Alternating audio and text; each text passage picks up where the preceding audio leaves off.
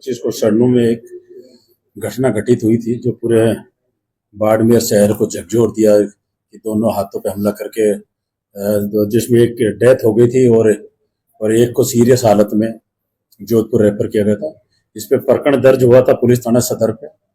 प्रकरण दर्ज होने के बाद दूसरे दिन जो भी मुस्तगिस के परिवार के वो थे कि भाई इसका प्रकरण का अनुसंधान सीओ गुड्डा मलानी सुखराम जी से किया जाए। इसमें हमने सीओ गुड्डा मलानी को प्रकरण का अनुसंधान दिया और एडिशनल एसपी मुख्यालय जसाराम जी के नेतृत्व में 4 टीम गठित की कि उस समय जब हमें सूचना मिली थी वारदात करके सभी मुलजिम जो 3 मुलजिम थे मेन और अन्य का नाम लिखाया था, तो 3 जो अन्य थे उस समय जब हमें सूचना मिली थी हम हॉस्पिटल पहुंचे, मौके पर गए तो अभियुक्त उस समय भगे हुए थे। हमने पूरे जोधपुर रेंज में नाकाबंदी भी करवाई थी। उसी कड़ी में एक जो मांगी लाल था नामजद है, उसमें हमें मुलजिम को गिरफ्तार करने में सफलता मिली। जो 2 अन्य जो नामजद मूल है हमारी टीम बिल्कुल नजदीक पहुंची हुई है, इनमें भी 1-2 दिन में हमें सफलता मिलेगी। इसलिए मेन अभियुक्त था जो मांगी लाल था, इसको हमने गिरफ्तार किया गया। तो पूरे प्रकरण में कितने आरोपी हैं और किस तरीके से घटना मतलब प्रकरण में इन्होंने 3 नामजद और 5 अन्य पे लिया है। बिल्कुल ये अन्वेषण का पार्ट है कि दूसरी घटना हुई थी उसमें तो ये 3 ही थे और अन्य इससे पहले एक जो घटना टक्कर उसमें अनुसंधान अधिकारी बिल्कुल निष्पक्ष अनुसंधान किया जा रहा है। तो इसमें और भी वारदात में कौन कौन शामिल जो पहले घटना हुई थी नहीं, चंपालाल जो ओम प्रकाश है ये मेन 2 जने हैं। उनकी पहले एक सरनू में ही हुई, इनकी वापस में जिद्दा हुई, इनकी गाड़ी रोकी, फिर ये पेट्रोल पंप पे गया और पेट्रोल पंप से ये जो तीनों जो है चंपालाल ओम प्रकाश मांगीलाल जो हथियार लेके जो इनको अपना खरपा टाइप बोलते जो गांव के जो एनएसजी कमांडर का जो हथियार होता है उस हथियार से इन्होंने हमला किया।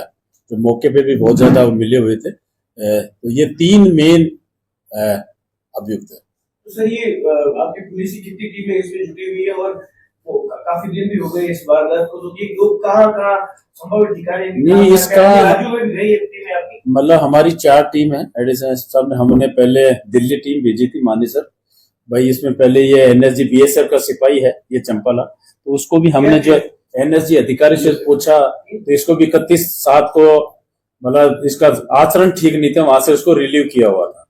एनएसजी से भी बीएसएफ त्रिपुरा में है, 81 बटालियन में है ये, तो यहाँ छुट्टी आया हुआ था। जैसे हमें पता लगा कि यहाँ नहीं है तो हमने पाली भेजी, गुजरात टीम भेजी। गुजरात के पड़ोसी संबंधित एसपी से हमें जो सूचना मिली थी गुजरात में, तो वहां संपर्क एसपी से हमने संपर्क किया मैंने और उनको हमारी टीम लगी, तो इसमें भी शीघ्र सफलता प्राप्त। मांगीलाल को जो आपने बताया कहां से था, कैसे मतलब मांगीलाल को जब ये था कि ये 2 तो अलग भगे थे, चंपालाल और ओम प्रकाश। इसका जो ये तीसरा मांगीलाल है तो इसका एक भाई है बाबूलाल जो अपने आरजेटी इलाके में किसी के परिवार पे इसको छोड़ के आया था। जब इसे हमारी टीम लगी हुई थी तो इसको जो आरजेटी एरिया पायला एरिया में उस जगह से दस्तियाब। सर ये प्री प्लानिंग थी घटना वारदात करने में या फिर प्लानिंग? तो पहले ये आपस में एक मिलते जुलते थे सारे, जो एक दूसरा है इनकी कोई पहले पी हुई थी, क्या बात थी पहले, क्या छोटी छोटी बात, जैसे इनको भी पीटा हुआ है, आपस में लड़ाई झगड़ा, कोई ठोस कारण नहीं था। उस दिन शराब पिए हुए थे, कोई ऐसा रंजिश का बड़ा कारण नहीं था कि भाई उसकी जगह ये करना था। पहले ये शराब पिए हुए थे, ये 3 ये आए, तुरंत इनको किसी दुकान पे गए, मारपीट हुई, तो ये तुरंत सूचना मिली, पेट्रोल पंप पे गया, अपनी गाड़ी से हथियार लेकर वारदात की। इसमें आपस में विवाद किस के बीच में था? खेताराम का था या फिर इसका हरकाराम का था? नहीं, जो मेन विवाद जो बता रहे पहले जो हरकाराम उडू का था, इनमें जो लड़के थे इनके आपस में विवाद था। और ये जो वीरेंद्र ये था लड़का था खेताराम साथ गया था, मेन हरकाराम का इनका विवाद था। एनएसजी कमांडर का उसका क्या आचरण बीएसएफ का आचरण उसका ठीक नहीं था। ये डेपुटेशन पे आया हुआ था, एनएसजी आई साहब से मेरी बात हुई, इसको 31/7/2025 को मतलब अपने चाल चलन ठीक के आधार पे उसको जो मूल डिपार्टमेंट है बीएसएफ 81 बटालियन थे वहां के लिए कार्यमुक्त किया गया।